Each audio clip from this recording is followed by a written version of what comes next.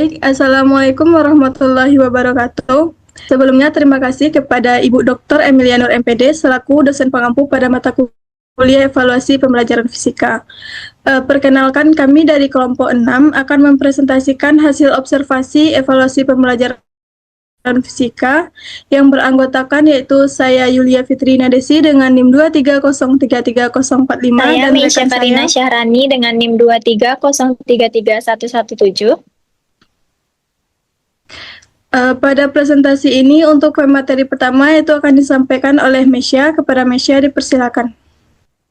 Baik, metodologi penelitian kali ini dilakukan pada hari Rabu tanggal 7 Mei 2025 pada jam 15.30. Tempatnya di SMA Negeri 3 Padang, alamatnya Jalan Gajah Mada nomor 11, Kelurahan Gunung Pangilun, Kecamatan Padang Utara, Kota Padang. Subjek observasi kita pada kali ini yaitu SMA Negeri 3 Padang merupakan salah satu sekolah menengah atas negeri yang berada di bawah naungan Dinas Pendidikan Provinsi Sumatera Barat. Guru fisika yang menjadi objek observasi dalam kegiatan ini adalah Ibu Nasti Saputri, salah seorang tenaga pendidik di SMA Negeri 3 Padang yang mengajar mata pelajaran fisika di kelas X di kelas 10 fase E. Berikut instrumen observasinya. Yang pertama, deskripsikan kurikulum yang digunakan pada saat mengajar. Ibu ini menggunakan kurikulum Merdeka yang sudah berjalan selama 3 tahun. Yang kedua, deskripsikan mengenai perencanaan asesmen pembelajaran guru, misalnya RPP pada kurikulum 2013 atau modul ajar pada kurikulum Merdeka. Di sini perencanaan asesmennya yang pertama ada identitas, ada kompetensinya, ada tujuannya, kemudian langkah-langkah pembelajarannya, ada asesmennya, kemudian terakhir ada lembaran persetujuan dari kepala sekolah. Yang ketiga, deskripsikan asesmen di awal pembelajaran yang dilakukan untuk mengetahui kesiapan peserta didik untuk mempelajari materi ajar dan mencapai tujuan pembelajaran yang sudah direncanakan. Menurut Ibu, sebelum siswa belajar itu ada pretest agar menarik lagi bagi siswa, jadi guru menggunakan Kahoot. Jadi nanti bakal kelihatan langsung grafik di mana siswa yang aktif dan juga tidak. Jadi untuk siswa yang nilai pretestnya rendah itu yang akan difokuskan ke siswa. Selanjutnya, deskripsikan asesmen yang dilakukan selama proses pembelajaran untuk mengetahui peserta didik dan sekaligus pemberian umpan balik yang cepat. Jadi, menurut Ibu, asesmen itu kan ada yang awal dan juga akhir. Kalau Ibu bikin untuk asesmen awal tidak banyak, sekitar 5 di rumah. Jadi, pas awal ini dilihat bagian mana yang belum paham. Contohnya materi energi terbarukan. Jadi pada modul ajar materi terbarukan ini, proyek akhirnya merancang mengenai suatu alat. Alat itu di mana digunakan, contohnya mereka bikin kincir angin. Kincir angin yang nanti akan ada rangkaian listriknya. Jadi di awal Ibu buat dulu pretestnya, apakah mereka tahu tentang energi terbarukan ini dan bagaimana penerapannya dan bagaimana karya ilmiahnya. Jadi siswa ini juga akan bikin karya tulis ilmiah. Nah, bagian akhirnya nanti siswa akan bikin bab 1, 2, dan 3 sama seperti karya tulis ilmiah tapi dalam bentuk proposal penelitian. Di akhir pretestnya nanti baru ada gambaran tekniknya seperti teknik pengambilan data dan bagaimana gambaran pembuatan alatnya.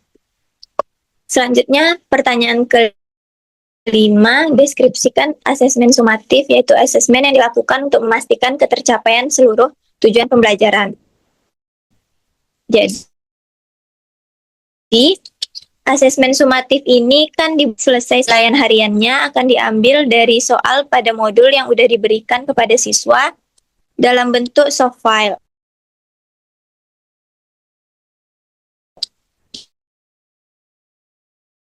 Penilaian sumatifnya tidak jauh beda dari soal yang ada di-nya. Itu akan terlihat apakah siswa paham kalau misalnya ada soal dan kasusnya diganti.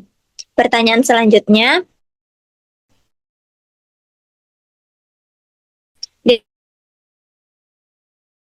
deskripsikan bagaimana bentuk penilaian pembelajaran yang dilakukan oleh guru dalam asnya dan rumus yang sudah diberikan. Bentuk penilaian ini juga yang pakai Google Form. Untuk ujian kemarin, Ibu menggunakan Google Form. Kemudian ada juga project yang udah dijelaskan sebelumnya, mulai dari proses awal hingga proses akhir. Jadi ada beberapa bentuk rubrik yang Ibu gunakan, non-tes maupun tes, dan terakhir projectnya. Pertanyaan ketujuh yaitu deskripsikan bagaimana bentuk penilaian pembelajaran yang dilakukan oleh guru dalam aspek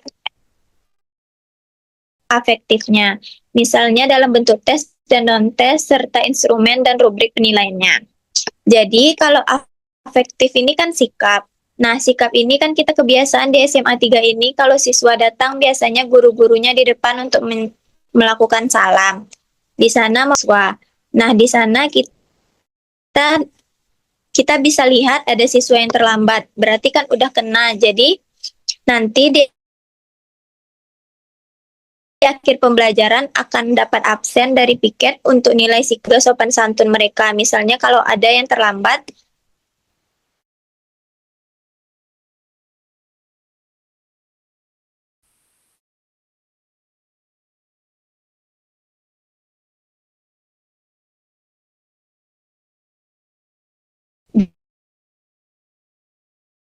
dan bagaimana saja itu ada satu proyek. Kemarin kalau waktu di semester 1 itu siswa bikin alat ukur. Nah, untuk alat ukur ini kan banyak. Jadi mereka bakal milih satu-satu yang benar mereka kuasai. Nanti bakal dinilai mulai dari awal sampai perencanaan akhirnya. Kemudian di semester sekarang mereka bikin lagi energi terbarukan seperti yang sudah dijelaskan sebelumnya. Bisa juga mereka bikin karya tulis dari yang telah mereka bikin karena kebetulan sekarang juga ada opsi Olimpiade penelitian bersama Pak Yohandri sebagai pembinanya. Selanjutnya pertanyaan yang ke-9, deskripsikan bagaimana pendidik perlu menetapkan kriteria atau indikator ketercapaian tujuan pembelajaran. Jadi, indikator ini dilihat dari kemampuan siswa. Jadi, kurikulum merdeka tidak sama setiap anak. Kalau Ibu, kelas-kelas yang low itu berpikirnya agak rendah, Ibu bedakan sama kelas yang isinya cepat dalam berpikir. Jadi, itu beda KKM-nya rata-rata. Ibu melihat kemampuan mereka yang awal, jadi untuk KKM ini tidak Ibu samakan di setiap kelasnya. Pertanyaan selanjutnya, deskripsikan bagaimana pengolahan dan pelaporan hasil asesmen. Biasanya pengolahan ini tentu kita jumlahkan. Semua rubrik tadi mulai dari tes tulis, non-tulis, kemudian nanti ada project, nanti bakal dijumlahkan ketiga-tiganya. Di setiap kelas itu beda project yang mereka bikin. Ibu tidak melihat hasilnya kalau memang udah jadi tapi nggak jalan, itu ada nilai prosesnya. Cuman kalau hasilnya bagus, tentu lebih bagus lagi. Jadi ketiga penilaiannya akan ditambahkan psikomotorik dan afektifnya. Baik, sekian dari saya kembalikan ke moderator. Baik, terima kasih kepada Mesya yang telah menyampaikan untuk pemateri pertama. Selanjutnya itu ada pembahasan berdasarkan hasil wawancara yang dilakukan dengan guru di sekolah menengah atas, yaitu SMA Negeri 3 Padang dengan gurunya yaitu Ibu Nasti Saputri SPD, diketahui bahwa sekolah tersebut telah menerapkan kurikulum merdeka selama kurang lebih 3 tahun. Hal ini sejalan dengan pernyataan dalam teori yang menyebutkan bahwa kurikulum merdeka ini mulai diterapkan secara nasional sejak tahun ajaran 2022 atau 2023 pada berbagai jenjang pendidikan. Kurikulum ini menekankan pengembangan karakter dan kompetensi peserta didik melalui materi esensial, pendekatan pembelajaran yang lebih fleksibel, serta mendorong kebebasan belajar sesuai minat dan bakat siswa. Dalam praktiknya, guru telah menyusun modul ajar yang sistematis, mencakup identitas pembelajaran, tujuan pembelajaran, asesmen, bahan ajar, dan lembar kerja siswa. Hal ini menunjukkan adanya perencanaan asesmen yang dirancang sejak awal sebagaimana disarankan oleh Nitko dan Brockhart tahun 2014 yang menekankan pentingnya keterpaduan antara asesmen dan rencana pelaksanaan pembelajaran. Next.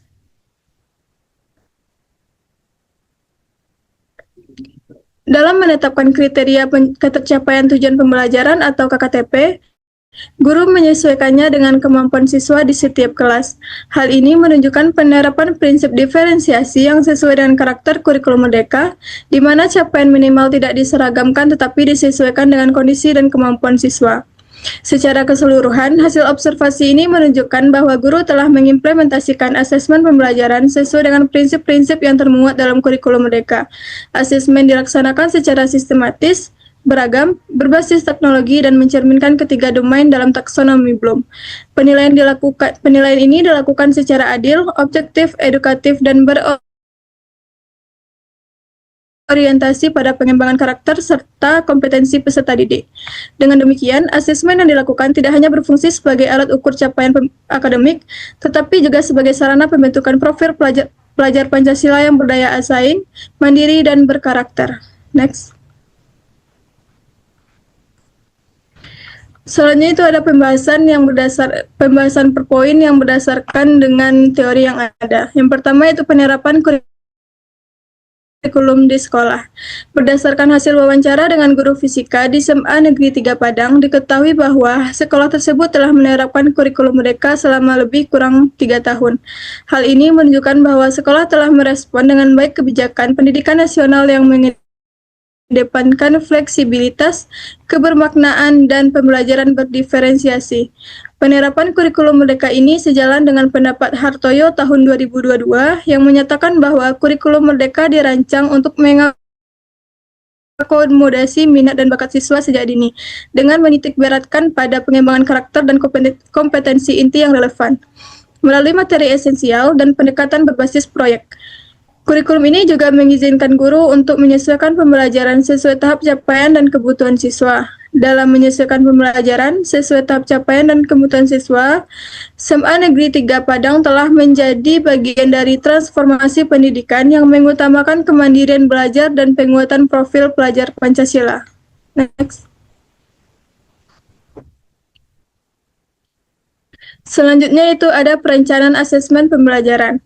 Dalam aspek perencanaan asesmen, guru fisika di sekolah tersebut menyusun perangkat ajar berupa modul ajar yang telah memenuhi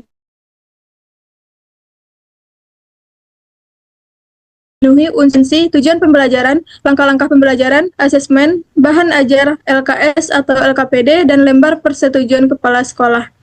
Perencanaan seperti ini menunjukkan bahwa guru telah melaksanakan praktik perencanaan asesmen yaitu sistematis dan berbasis kurikulum sebagaimana yang telah dijelaskan oleh Nitko dan Brockhart tahun 2014 yang menekankan bahwa asesmen seharusnya dirancang secara terpadu sejak awal bersama dengan perencanaan pembelajaran agar tercipta kesinambungan antara apa yang diajarkan dengan apa yang dinilai.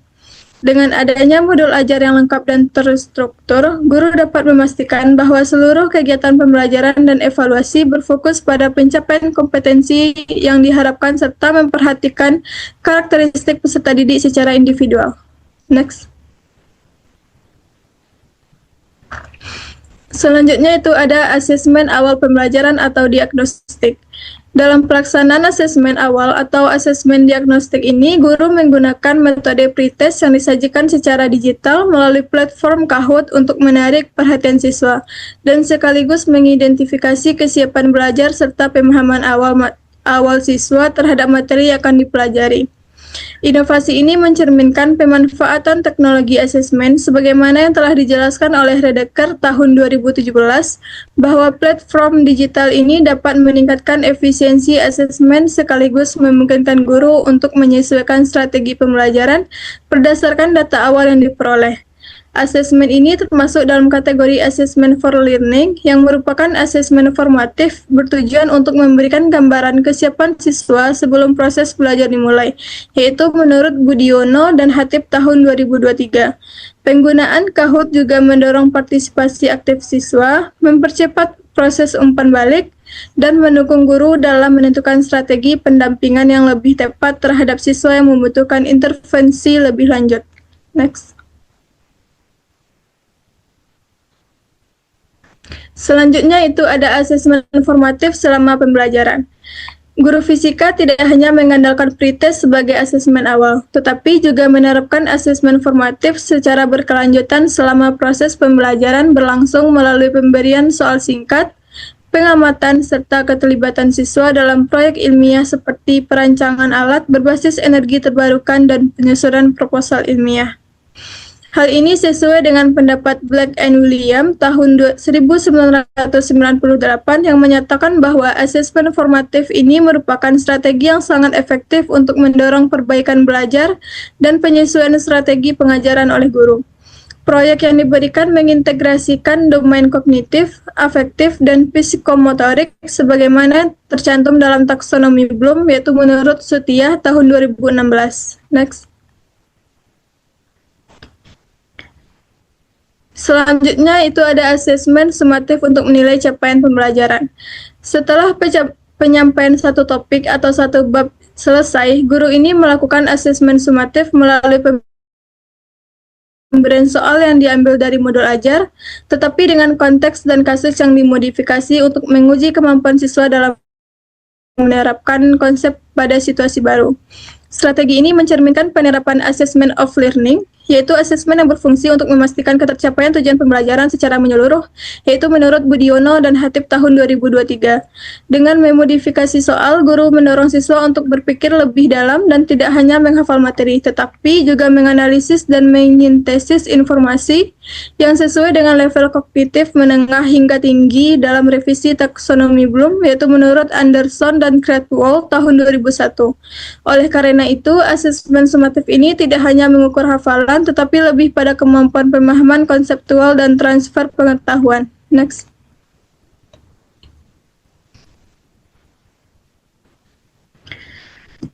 Selanjutnya itu ada penilaian dalam aspek kognitif. Guru melaksanakan penilaian kognitif ini melalui berbagai metode, baik secara konvensional dalam bentuk tes tulis maupun secara daring melalui Google Form, serta melalui tugas proyek yang didukung oleh rubrik penilaian. Diversifikasi bentuk asesmen ini selaras dengan gagasan Brookhart tahun 2010 yang menyarankan penggunaan berbagai bentuk asesmen untuk menangkap keragaman gaya belajar siswa, mencerminkan proses berpikir tingkat tinggi, panduan objektif bagi guru, dan menilai kesimpulan dan sekaligus sebagai informasi eksplisit bagi siswa mengenai kriteria PAI. Sebagaimana dikemukakan oleh Stiggins 2005, bahwa rubrik meningkatkan kejelasan, transparansi stesi dalam penilaian kognitif. Next.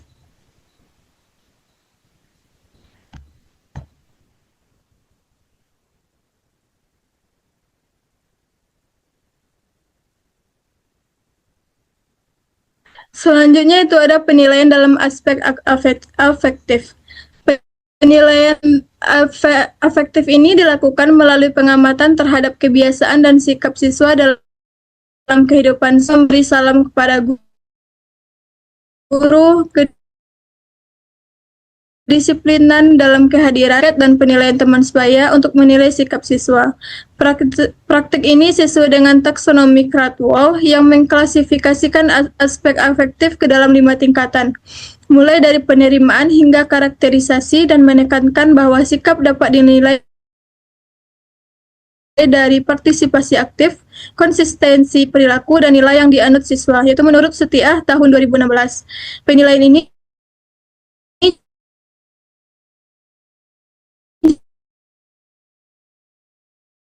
juga konsisten dengan Permendikbud nomor 66 maupun antar teman sebagai bentuk penilaian sikap dan konteks pendidikan karakter. Next.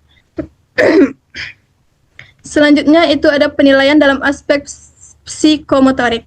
Penilaian psikomotorik ini dilakukan melalui tugas proyek yang mengharuskan siswa merancang dan barukan. Penilaian ini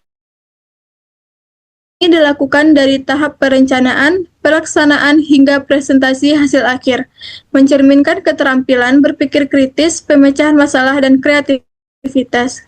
Proses ini mencerminkan domain psikomotor menurut Dev Dalam Setia tahun 2016 yang mencakup tahapan peniruan, kesiapan, hingga penciptaan. Dengan memberikan ruang bagi siswa untuk menciptakan alat yang orisinal dan relevan dalam konteks kehidupan nyata, guru telah mengimplementasikan asesmen berbasis proyek yang tidak hanya menilai hasil akhir tetapi juga menilai proses dan kompetensi teknis siswa secara komprehensif. Next. Selanjutnya ada penetapan indikator dan KKTP. Guru menetapkan kriteria ketercapaian tujuan pembelajaran atau KKTP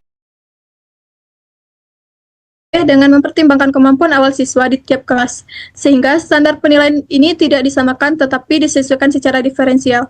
Pendekatan ini selaras dengan prinsip kurikulum merdeka yang menekankan pembelajaran berdiferensiasi dan penilaian yang adil berdasarkan kebutuhan dan karakteristik peserta didik, yaitu menurut Fauzia dan Ramadan tahun 2013.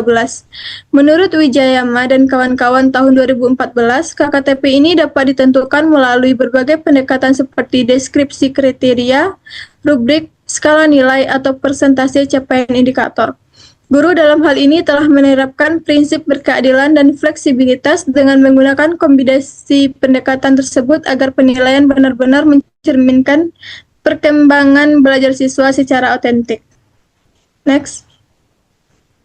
Selanjutnya ada pengolahan dan pelaporan asesmen. Dalam aspek pengolahan dan pelaporan hasil asesmen ini, guru menggabungkan seluruh komponen penilaian dari ranah kognitif, afektif, dan juga psikomotorik, serta mempertimbangkan tidak hanya hasil proses ini menunjukkan penerapan prinsip penilaian yang menyeluruh, berkesinambungan, dan juga edukatif sebagaimana yang telah dijelaskan dalam Permendikbudristek nomor 21 tahun 2022 serta teori penilaian objektif dan akuntabel menurut Arafat tahun 2015. Next. Baik, untuk kesimpulan ini akan dijelaskan oleh Mesya. Kepada Mesya dipersilakan.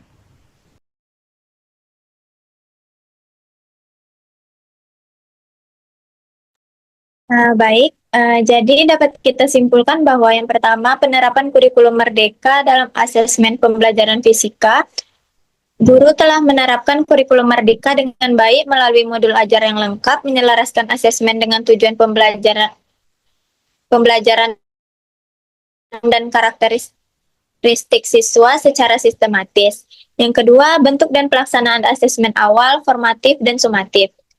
Asesmen awal dilakukan dengan pretest interaktif, asesmen formatif melalui soal, diskusi, dan proyek, sedangkan asesmen sumatif diberikan setelah materi selesai dengan soal kontekstual yang dimodifikasi. Yang ketiga, penilaian aspek kognitif, afektif, dan psikomotorik. Penilaian ini mencakup tes tertulis dan proyek. Untuk tes kognitifnya, untuk observasi sikap dan penilaian teman sebaya itu untuk tes afektifnya, serta tugas praktik seperti pembuatan alat itu untuk tes psikomotornya. Semua dilengkapi dengan rubrik. Yang keempat, penetapan indikator ketercapaian tujuan pembelajaran atau KKTP. Di sini guru menetapkan KKTP berdasarkan kemampuan awal siswa dan dengan pendekatan diferensiasi yang adil dan fleksibel sesuai dengan prinsip kurikulum merdeka. Yang kelima, pengolahan dan pelaporan hasil asesmen. Nilai akhir diperoleh dari gabungan aspek kognitif, afektif, dan psikomotor. Memperhatikan proses dan hasil, serta dilaporkan secara objektif dan menyeluruh. Yang keenam, gambaran nyata bagi mahasiswa sebagai calon pendidik. Observasi ini memberikan pengalaman langsung tentang evaluasi pembelajaran yang holistik, kontekstual, dan sesuai dengan kurikulum sebagai bekal penting dalam membangun kompetensi profesional guru. Sekian yang dapat saya sampaikan, saya kembalikan ke moderator. Baik, terima kasih kepada Mesya yang telah menyampaikan mengenai kesimpulannya. Dengan menjelaskan kesimpulan tadi, maka berakhir pula presentasi dari kelompok kami. Apabila ada kesalahan, kami akhiri dengan mengucapkan wassalamualaikum warahmatullahi wabarakatuh.